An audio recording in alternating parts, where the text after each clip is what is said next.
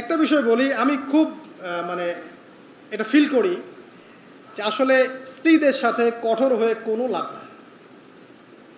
বিয়ে তো করে ফেলেছেন, নারী জাতিটাকে আল্লাহ পাক এমনভাবে সৃষ্টি করেছেন যে আপনি যত কঠোর হবেন তত বেঁকে বসবে। আপনি যত কঠোর হবেন তারা বেঁকে বসবে। একটা মেয়ের সাথে আপনার সম্পর্ক কেমন? খুব মিষ্টি সম্পর্ক। ও হাজারটা ভুল করলে আপনি কি কোলে তুলে নেন, আদর করেন, তাই না? ভালোবাসেন। জেদ করলে আপনি ঠান্ডা মাথায় সবর করেন। ওই মেয়ের সাথে কি আপনার সম্পর্ক কখনো বিচ্ছেদ হয়?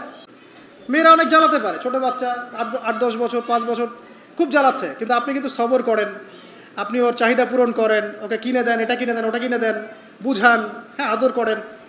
এইভাবে যদি আপনি স্ত্রীর সাথে থাকতে পারেন, আপনি ফ্যামিলি লাইফে হ্যাপি।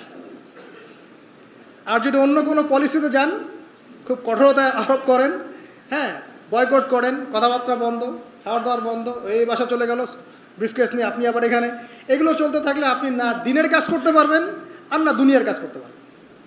তো এখানে সবর ছাড়া কোনো নসিব